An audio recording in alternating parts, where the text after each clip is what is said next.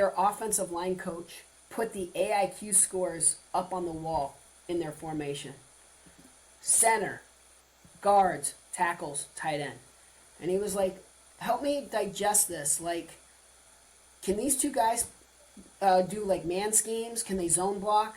So he started to look at them not just as individuals, but as a group. And the team that year won a Super Bowl. Everybody, welcome back to another episode of the Cheeky Midweeky, where we're making strength and conditioning not boring. There's too much boring strength and conditioning, and we're here to fix that. In today's episode, we had Scott Goldman, the creator of AIQ, on the show. AIQ is a test that is supposed to be better than the Wonderlic. I've taken this AIQ, still waiting to get my results sent back to me from the proctor. Took it on my iPad. It is not like a multiple choice. I hate those kind of tests.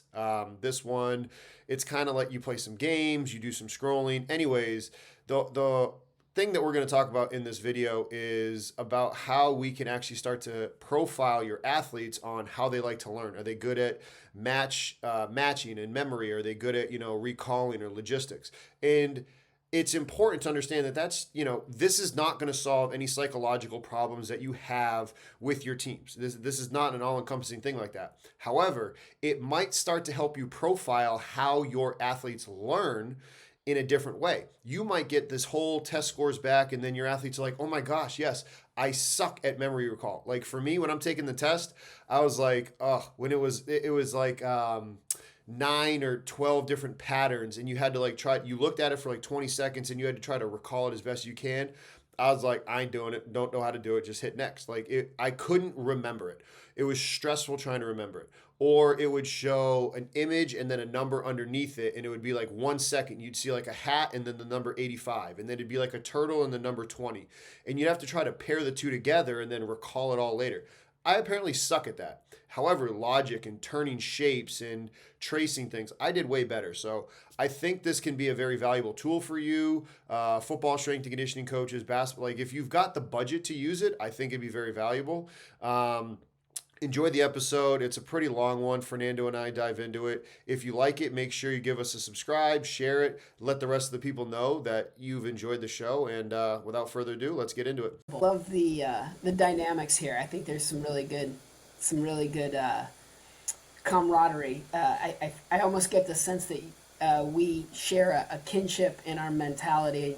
One, for the love of sport, and two, just kind of the idea of some of the really, really super cool conversations I've been a part of have been these sort of like organic, like, whoa, what just happened there kind of thing. You're having dinner with the team owner, and all of a sudden he says, hey, what do you think about? And then before you know it, you've had an interesting conversation about all kinds of decision making that I not to go off on tangents here for a sec, but there was a conversation I was a part of that reminded me a lot of my high school friends at a bar, going through their fantasy football roster and talking about making trades and stuff. And it was like crazy because I'm like, that's not how it's done.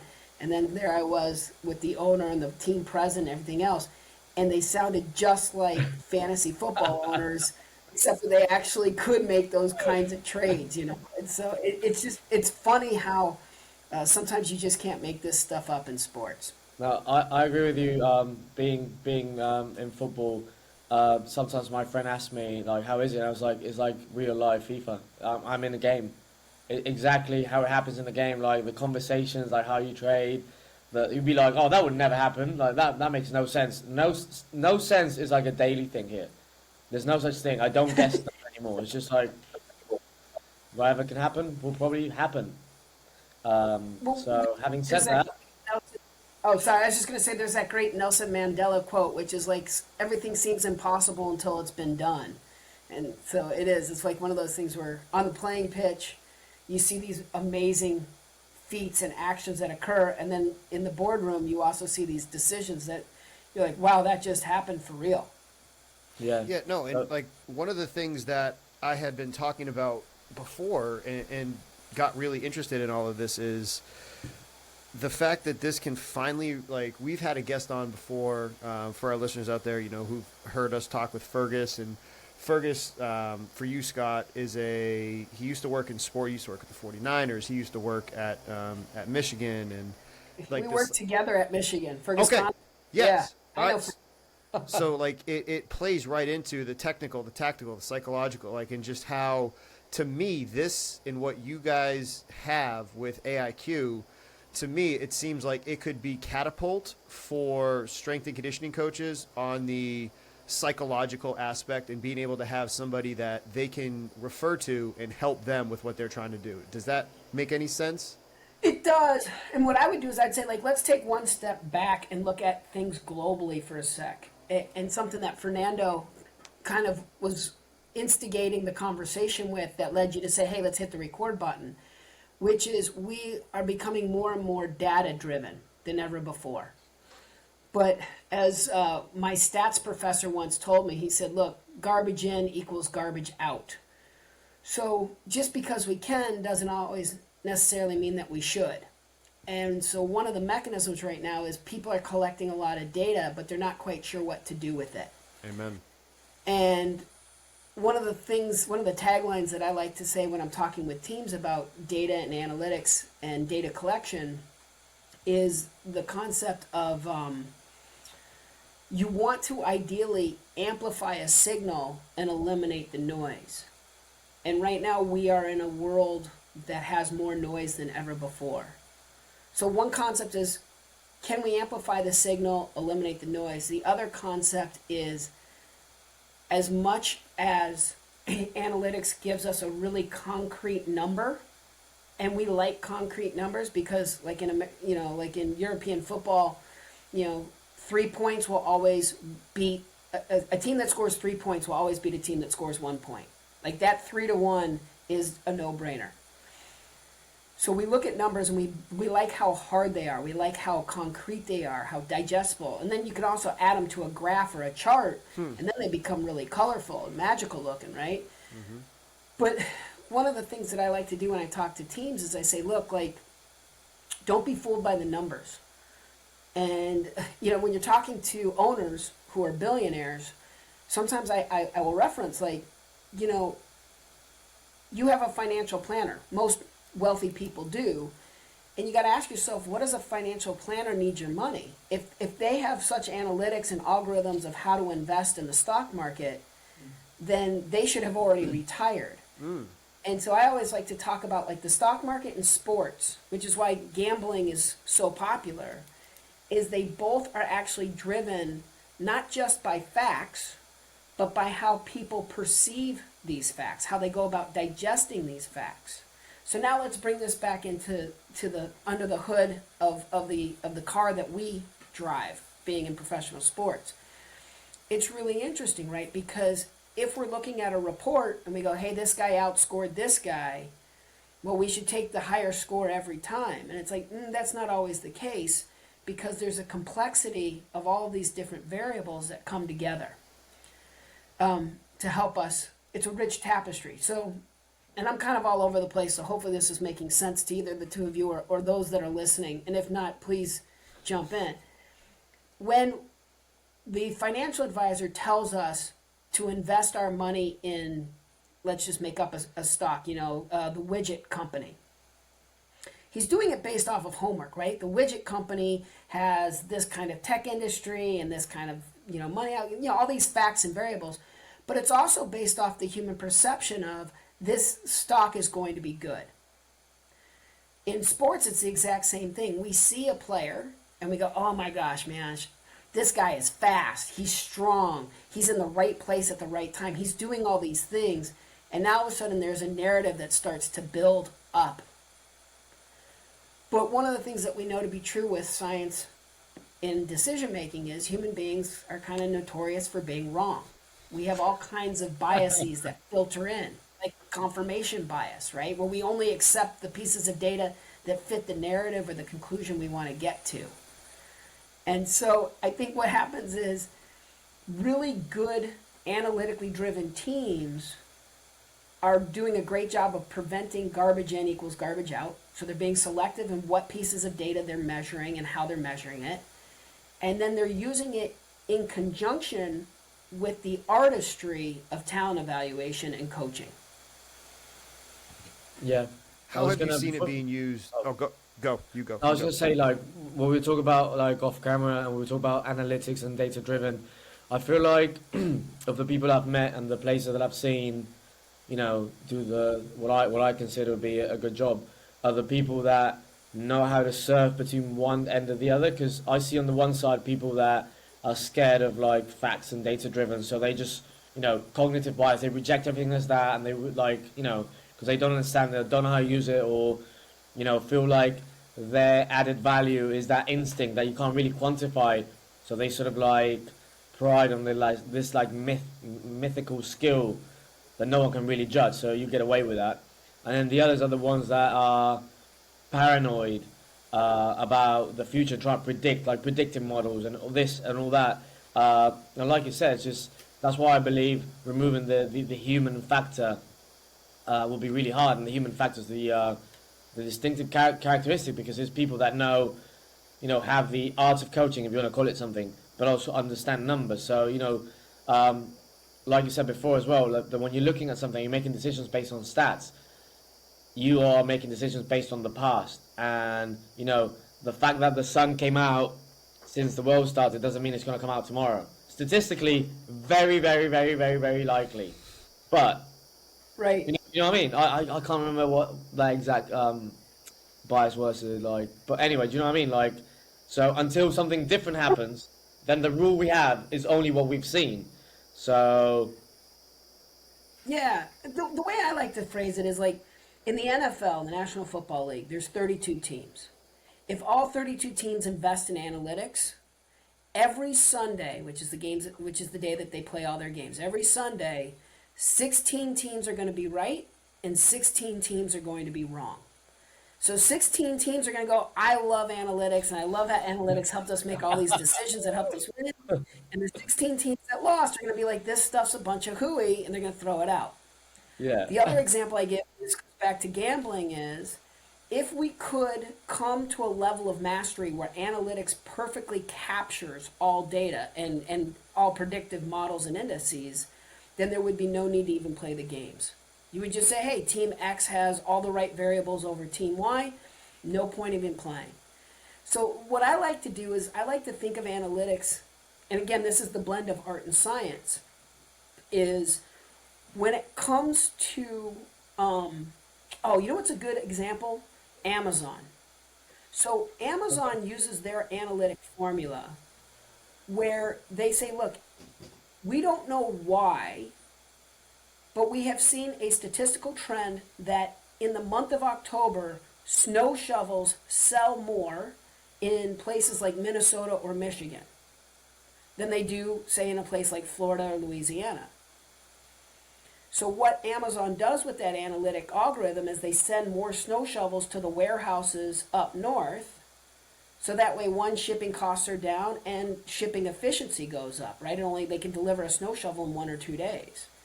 So analytics used correctly can improve our efficiency in our decision making. But I don't know if it'll ever actually predict with definitiveness.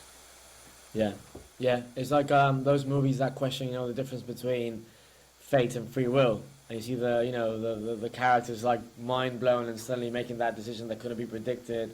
But no, it's very interesting. I love where you're going with this. Justin, you had questions before I cut you off for the first time? Usually the other way around. No, I mean, well, yes, I have tons of questions, but the first one that I had was from listening to your conversation. I mean, first of all, I first heard about it, watched your episode on the McAfee show, and I couldn't stop like listening to it, hitting pause, and like talking to Fernando, and like it struck me to the core, because I feel like there is such an ability to make athletes and coaches' lives better by kind of trying to quantitate things that us strength and conditioning coaches hear far too often of, the word tough and mental toughness and strength, and are they smart, like just that ability. So how were you, first of all, able to help create a test that was eliminating biases, like you said, gender, religion, socioeconomic status? Because that is, I mean, you hit the nail on the head, because Fernando, you remember the name Molly Benetti, But from her talk at CVAS, she talked about how, kids get told, oh, you're not tough. Well, it might not be the same tough that they're used to because they didn't grow up on a farm doing things, but they grew up in a single parent household and they had to be the dad or the mom of the house at age 8 or 9, right? Like, it's just, I don't know, it struck me to the core, especially because of the population that I work with here at Towson. So I'll start with this. I've been very fortunate to have worked with some phenomenal, and when I say phenomenal, I mean phenomenal strength and conditioning coaches. And it's funny because it's almost in a lot of ways scripted. Where the strength and conditioning coach will say to me like, oh, I'm just a dumb meathead, or oh, I'm just a guy who pushes weights or something. Meanwhile, you get past that 30-second self-deprecating statement, and they are just brilliant minds looking for competitive advantages and constantly downloading information. They are just curators of knowledge. So I've always had a tremendous amount of respect and admiration for strength and conditioning coaches because of two reasons. One, to a T, everyone I've ever worked with was way smarter than they wanted to admit. And then two, the strength and conditioning room is like the barber shop of every pro team I've ever worked for. If you want to hear truth, if you want to chop it up, if you want to establish a relationship with the players, if you want to know what's really going on, when a strength and conditioning coach invites you, as a psychologist, when a strength and conditioning coach invites you into the weight room just to kind of hang out with the fellas, that's when magic happens. So now let's go back to the AIQ and where some strength and conditioning coaches that I've worked with. It's amazing because you ask, like, where did the AIQ come from and what is the AIQ? So let's kind of put some ground rules for those that might not know. This is going to be a way oversimplified definition, but I see an athletic comprehensive profile consists of 4 buckets.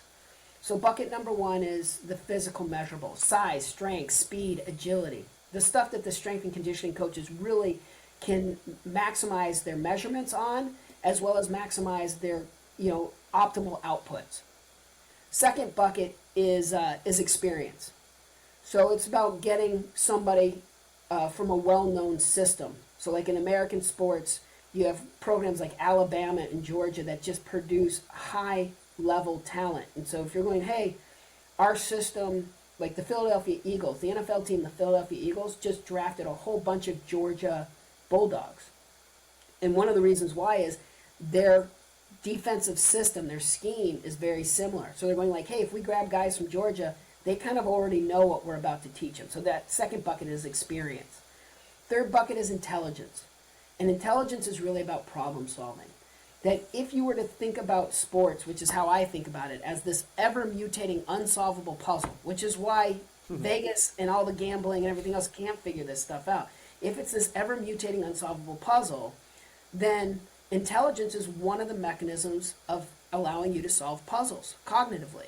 So the example that I give, if we're going to go with a European audience right now, is think about a center midi who has to identify where to make that through pass.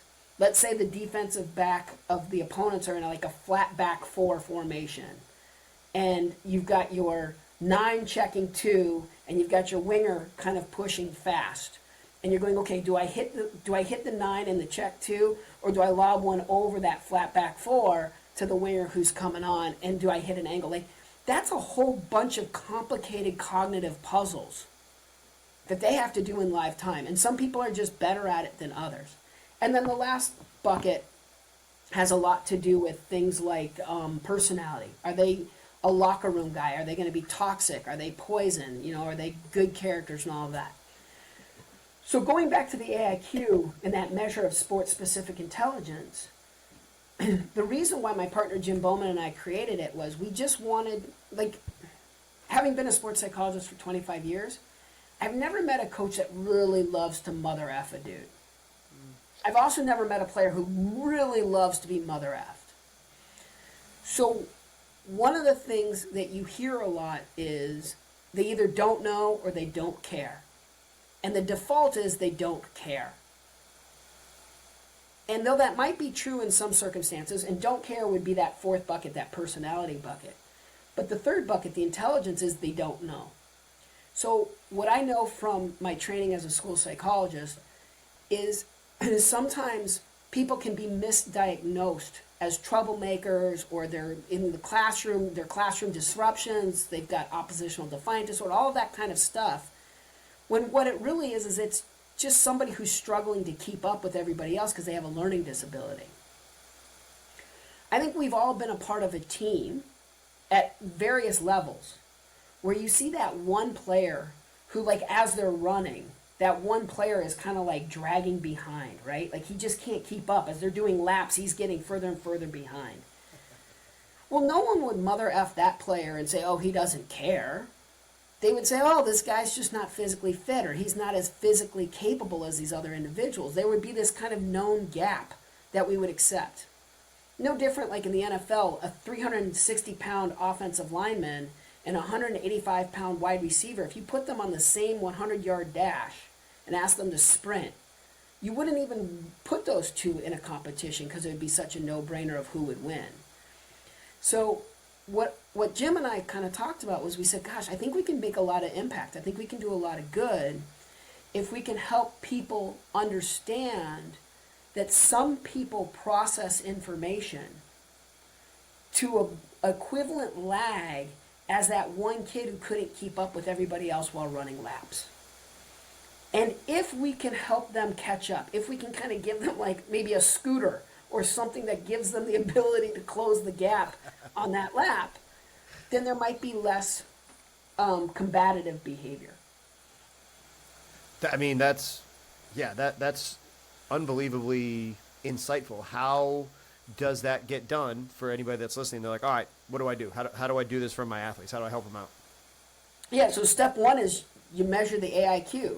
And you use the AIQ. The AIQ has 15 data points, 4 broad abilities, 10 specific abilities, that has to do with things from a wide range, from like processing live time information, like we were talking about earlier, scanning the field or scanning the pitch and identifying where your teammates are, knowing where you are in relation to space. So there was a European football team that I was working with where their 9 had really poor spatial awareness. And spatial awareness is knowing where you are in relation to others.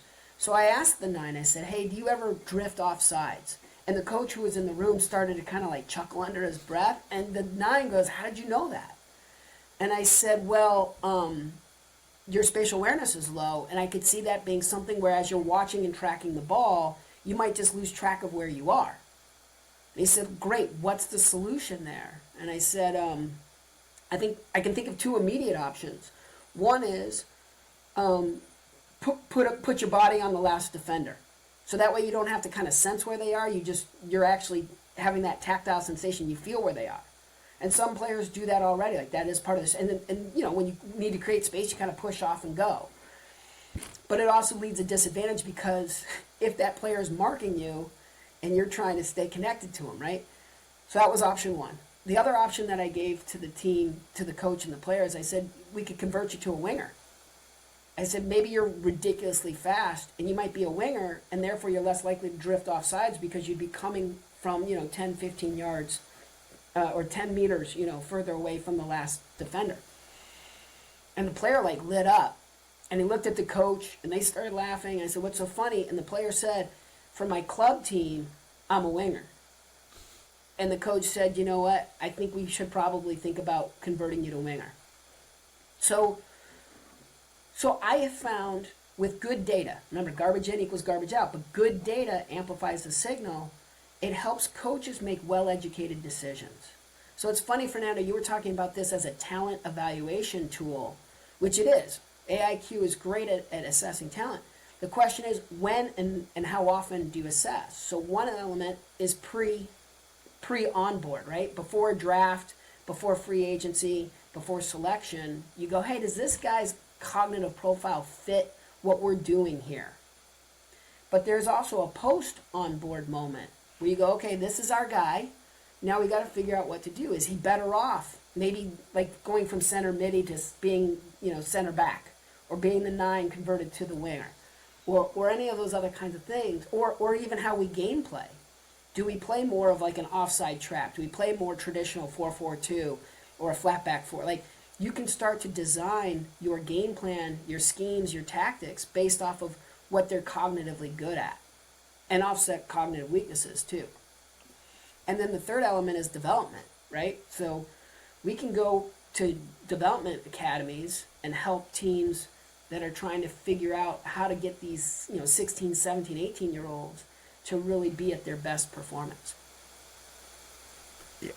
Like, again, how did you, I mean, you sound like you have an immense knowledge of sport.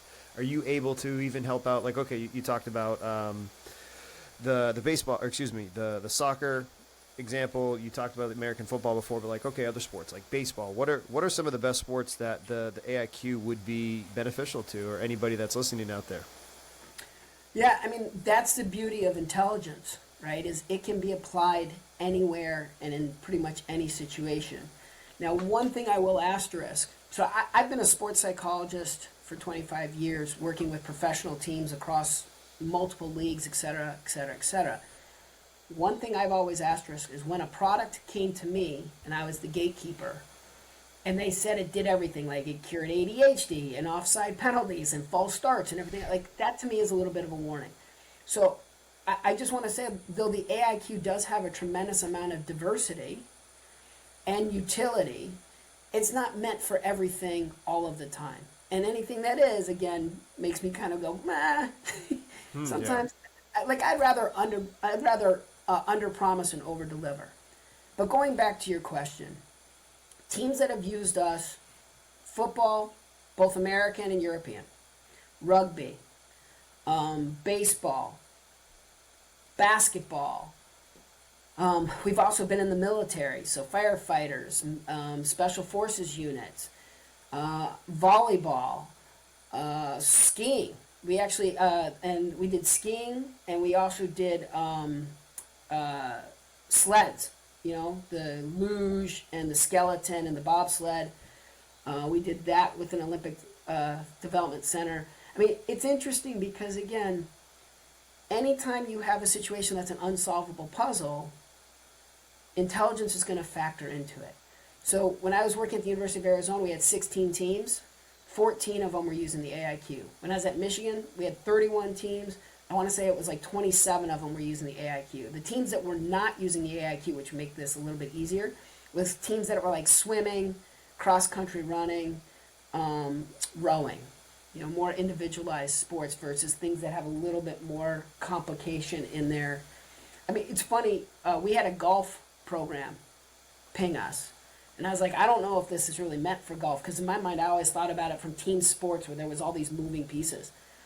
But sure enough, as the golf program and the guy who was running it started to explain to me some of the cognitive aspects, I was like, yep, we measure that, we measure that, we measure that, we measure that. And so sure enough, we're even being used by some golf programs. So thinking about this from the lens of a strength and conditioning coach, one of the things that I was thinking of hearing you talk is, with functional movement and anything of that nature, there are, corrective exercises or therapeutic exercises.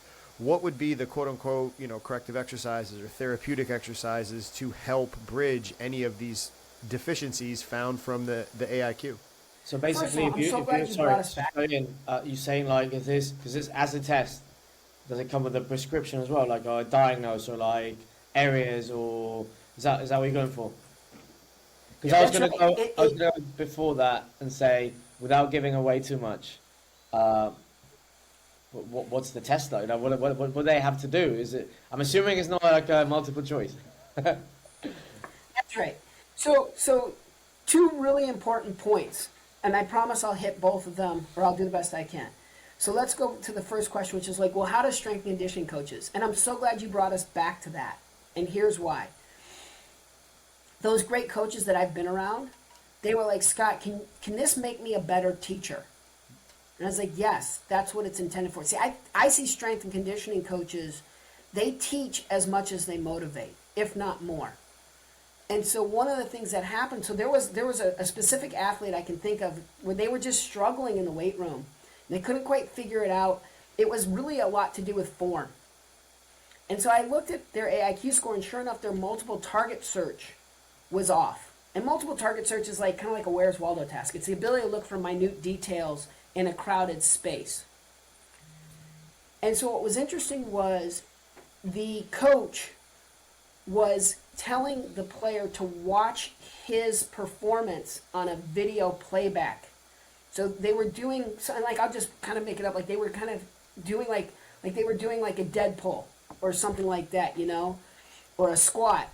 And they had it on a video where after he did it, they would have him watch it. And on the video, like on the little iPad, they're watching the video, and the coach would start just blasting them with all these touch points about their form. You see your hips, you see your knees, all this kind of stuff. And him scanning his own video, he was getting lost. By contrast, another thing that we measure is called target comparison, which is the ability to compare two pieces of information, like are these things the same or are they different? So the coach, the strength coach, came to me and was like, hey, I'm really having a hard time. And he was somebody who was really on cutting edge technology. Like, again, he was using video to give them feedback loops and stuff. And I said, have you ever done like a side by side? So again, you're showing them good squat form. Have you ever done like a side by side where you have him compare his form to somebody who's got a perfect form? And he's like, no, I just show him his form. I said, if you do this comparable, that actually plays more to his true cognitive tendency. And that's the kind of frustration that we're trying to save. Now, Fernando, bringing it back to your question about, okay, so what is it? What does it look like?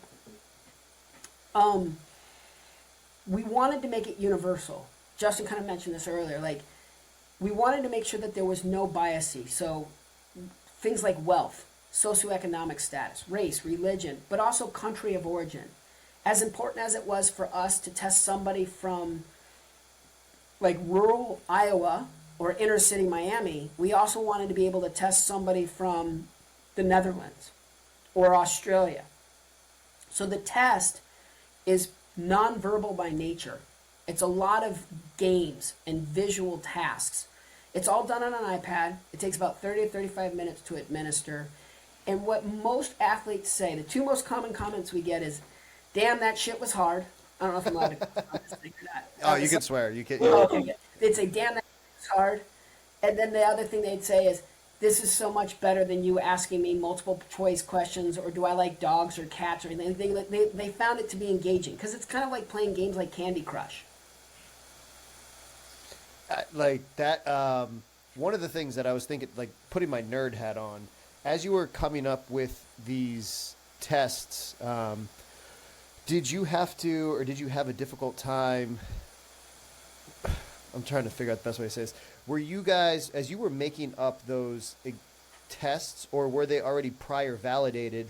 And did you have any issue when you were taking, okay, this test with, you know, the game and the matching, once you added them all together, now it's a new test. Now it's a new question. Did you have any validity and reliability issues? Because I was coming into that when I was doing the PhD. It was like, okay, we have to make sure that we use this already validated thing versus going through the whole validation process.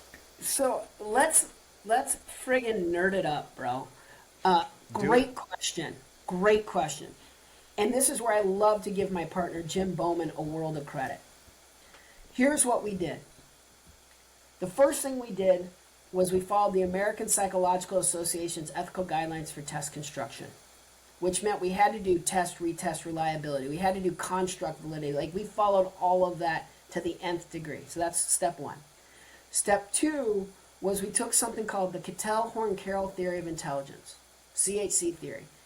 And the CHC theory is the predominant theory of intelligence being used in all intelligence, in most intelligence tests right now.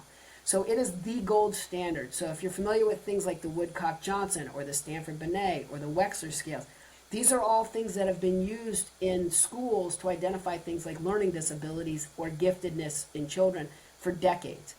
It is where, it's just where the most research exists. So what we did was we took old wine and we put it in a new bottle. So we took all of these elements of the CHC theory because it was so bona fide, it was so gold starred, and then we put it to a new world, which was sports. But to your point and to your credit, once we migrated it over, we had to again follow the American Psychological Association's ethical guidelines. And so it took us about 15 years to develop. And it was all about ensuring the integrity of the results and the test itself. And the reason why is like you can visually see somebody who's fast. You just have them run. But you can't always visually see somebody who's smart. And we wanted our numbers to be so laser focused that there would be no doubt. Like, yes, that's what we're seeing. So we took, what's the old, on the shoulders of giants, right? That expression on the shoulder. We took what was the gold standard, and then we brought it to a new world, and then we tested it, and then retested it to make sure that it had just the highest fidelity. So that way, going back to Fernando, not only are we just giving a number, we're also giving a sport-specific and a position-specific analysis and recommendation. Another question that I had hearing you talk there was, okay, for the strength and conditioning coaches out there, more and more of them are graduating, for lack of a better term, into directors of high performance. And as a director of high performance, a sports psychologist would, I guess, fall underneath the reporting lines or whatnot. It seems like somebody in your position with your knowledge could do a fantastic job in one of those roles as well. How do you see a symbiotic relationship between strength coach, sports psychologist? How do you see that evolving and getting, more of them in the field, because there are, a good amount of strength coaches already? So I'll say this, and hopefully it doesn't turn off your audience, but my superpower is my authenticity and transparency. Like, that's what we are at Strength Coach Network. Like, listen, we don't beat around the bush. You're good, bro. Well, look, if my breath stinks, I'd like somebody to tell me my breath stinks so I can put a mitt in there. If someone tells me you're fine, and then I go and talk to somebody else and they pass out, I'm like, dude, why didn't you tell me my breath stinks? That, the king of Spain just passed out when I had my one moment to talk to him, kind of thing. So, this is my observation of the director of high performance. For the last 25 years, being embedded with teams, there was always a level of tension between the sports med, the athletic training room, and the strength and conditioning room. Mm-hmm. Hey, you're slowing my guys down. I can't get them strong enough. Hey, you're getting my guy injured and you're not letting them recover. Like, there's always that battle. And so I saw that these two entities in this sort of, again, they all still have the same goal, which is they want the team to be successful, but sometimes the process becomes a bit of a jockey. At some point, someone in the strength room and someone in the training room figured out if I could be in charge or oversee it, they kind of control all domains. So to your point, most directors of high performance, they're either strength coaches that figured out if I can come up over the top, I can help guide the decision making in sports medicine too, or it's a physical therapist or an athletic trainer who's done the exact same thing. What's funny is, as staffs have expanded with nutrition and psychologists, et cetera, the strength coach who became the high performance or the athletic trainer who became high performance inherited all these other domains that they were like, oh, I got to do this shit too. Now, here's where I've kind of differentiated myself. The last 7 jobs that I've had, I reported directly to ownership. Ooh. And the reason why I did that, as much as I love working with a team and I value the idea of collaboration, what I found was if I report to ownership, I can be a resource to anyone in the building without there being any of that kind of internal politics skewing the ability for someone to seek out my resource. So my personal philosophy is I'm a big believer in patient-centered care, which is the individual drives the bus, and treatment team collaboration. So I love working for an organization when the head strength coach and the head athletic trainer and the nutritionist and the psychologist, we're all working together and we're meeting and we're communicating with one another. It's a thing of beauty. No, it really is. And I don't understand. Like, I'm lucky. The athletic trainer that I was working with the football team here, I mean, he and I had that symbiotic relationship because it wasn't about the ego, right? And I think that's where you can get into trouble with all of this. I talked about it before on the show, or on our earlier in the episode, but I feel like having this resource, and obviously you speak to it, but okay, so if a team, gets the AIQ, they now have access to a sports psychologist that maybe they didn't have before. Much like I said with Catapult before, okay, they can, track data, and then if they needed help, they can ask people, okay, hey, this is what my data's saying, can I get a little bit of assistance? You all would be providing the same resource in helping them, like, okay, figuring out scores or whatnot. Is that how it works too? Yeah, no, that's a great point. I think that is something that differentiates us from anything else that's out there, is we have a level of subject matter expertise. So for example, if you look at our reports, Jim and I conducted a really interesting project last summer. We thought this would be fun. And that's kind of what guides us, is we just want to do cool shit with cool people and have a good time. Amen. It's gotten us this far. Sounds good. So one of the things that we did was I reached out to a bunch of colleagues, coworkers, and friends that I've worked with. So I reached out to head coaches, GMs, position coaches, front office personnel, just a whole bunch of folks. And I said, position by position, what do you see as the most important cognitive abilities for the nature of their job? So take like in the NFL, running backs versus wide receivers versus quarterbacks, or in the NBA, guards versus wings versus bigs, that kind of stuff. Yeah. Then my partner Jim, for all of those same position-specific groups, I said, hey, why don't you identify like the top 3 to 5 performers of each position group and compare them to the rest of the pack and look for any cognitive outliers where they outperformed their colleagues in the same position group. We did those two things independently. We came back and we compared our notes. So I was working with these subject matter experts. He was just kind of working on the analytics side. We found an 87% alignment between what like head coaches valued in a running back and what the running backs who are outperforming the rest of the other pack. How'd you measure that? How did we measure? Like, how do you come up with your 87%? Were you doing some sort of qualitative analysis or what? Yeah. I mean, so what we did was again, so I would go to head coach, and I'll just make up a name because we try not to exploit the relationships with the people. The head coach's name is Fernando. Call him Fernando. So head coach Fernando, I said, hey, head good. coach Fernando, tell me about your center back. What are the 5 most important cognitive abilities and responsibilities for a center back? So it's like winning balls in the air, and it's like, okay, what kinds of cognitive abilities do you need to do that kind of work? Yeah. And then he gave me his list. Yeah, like tracking projectile And then motion, body in space, possible attackers, other defenders. So sometimes one has to go, the other one has to stay, like where the keeper is, how far the line is, linesman, offside line, all that stuff. Yep. So that's exactly what we did was we broke down this narrative, identified the cognitive abilities that most impact those kinds of actions. And then what Jim did on the side was Jim then said, okay, I'm going to look at my database to see who are the highest performing center backs of all the people that we've tested. And that's what we compared our notes. I said, hey, the coaches say spatial awareness and reaction time and learning efficiency and navigation are the most important. And Jim went, holy crap. I got 4 out of the 5 of those in perfect overlap. And we went, I think we found something. So we redid our report, so now we have this positional focus element. That's unbelievable. Yeah, like I just feel like not only can this can help out athletes, again, just avoid misdiagnosis on things that are not specific to them. Have you heard coaches coming back and saying this, or head sport coaches or GMs, being like, hey, this has been kind of a game changer?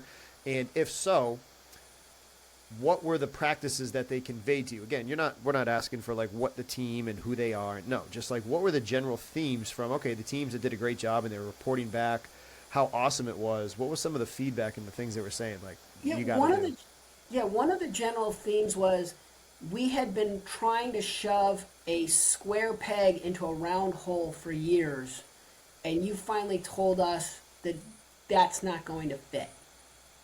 So a concrete example of this would be like a catcher in baseball who was struggling and ended up moving over and migrating to third base, where he just had a much more consistent cognitive profile with a third baseman than with a catcher. Or this was at the collegiate level. There was a wide receiver who was just in college football, American football.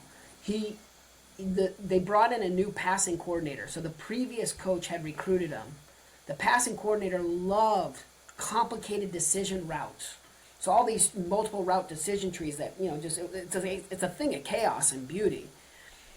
And this guy was struggling to do it. And the AIQ suggested that it would be a bad match for him to assign that. So we flipped him to the defensive side of the ball and made him a defensive back. And he ended up getting drafted in the 3rd round and having a pretty good NFL career. And so when Jim and I created this thing, it wasn't really about becoming millionaires or anything like that. It was really about making impact. And when I hear stories about people's careers being prolonged or people being taught in a more efficient way and coaches becoming less agitated because all of a sudden the frustration between the relationship dynamic, that was another one. There was a basketball player. This one I thought was super cool.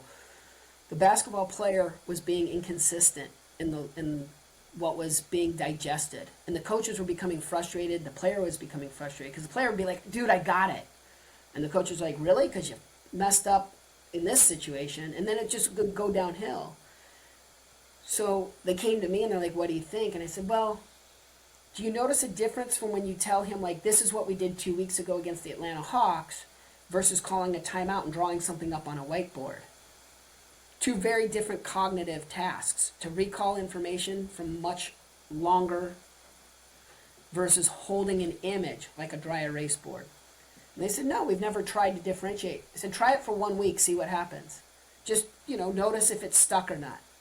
And sure enough, because his scores suggested he's much better recalling information than holding an image on a whiteboard. So they said, well, what do we do? I said, when you call timeout and you want to get him engaged into a play, tell him this is what we did 2 weeks ago against the Atlanta Hawks versus drawing something up on the whiteboard and having him try to hold that image in his mind's eye for a long time. All right, so anybody listening to that and they're like, okay, cool, but I work in a team sport. How am I supposed to say that to every person? Would you say, hey, okay, tell that to that kid and then draw it up for everybody else? Like, how do you cover the gambit of everybody, but in a team sport, but respect the individual? So I'm glad you mentioned that. There was an NFL team, and their offensive line coach put the AIQ scores up on the wall in their formation. Center, guards, tackles, tight end. And he was like, help me digest this. Like, can these two guys do like man schemes? Can they zone block? So he started to look at them not just as individuals, but as a group. And the team that year won a Super Bowl. Hey. They were a very run-heavy team, and they won a Super Bowl. And they came back to me after the Super Bowl and said that conversation was instrumental in helping them with their blocking assignments.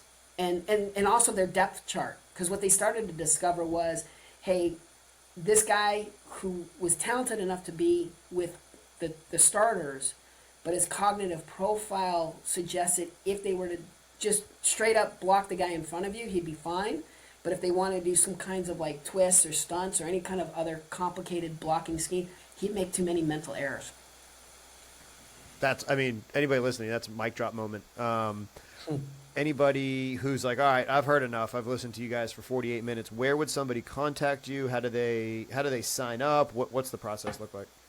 So you're welcome to visit our website, which is aiq.team, or you can email me directly, which is just my name. It's sgoldman@aiq.team. We'll be sure to include all that in the show notes. But Fernando, you got any other questions for him? But I want to respect his time because No, just listening, and I think it's very interesting, and just can't wait for it to keep developing and just get out there. I want to take the test now. I want to get an iPad and see where I'm at. We can totally set you up for that, and it's really easy to do. I mean, like, that's the beauty of what we did on the iPad is it can go anywhere and it can be administered to anyone. We really do have this kind of, we're able to cast a wide net, which, if we're kind of wrapping things up, I would like to conclude with this. Thank you both for the opportunity to talk about it. Like, this is important to me just because when we created it, we just wanted to help people out. And it's funny because where we're at right now, we've been very fortunate. We've helped out hundreds of thousands of athletes. But I think we can help out more. And, you know, I'll be honest, I'm not a really smart businessman. I never thought of this as a product to sell.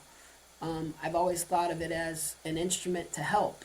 And so I think one element to being a bad business person is not really know how to market something and how to, and so I just want to thank the two of you for giving me an opportunity to educate about the AIQ and how it can help a lot of people. Amen. Thank you very much for your time, brother, and we'll be in touch. Sounds good. Thank you both. Mm-hmm.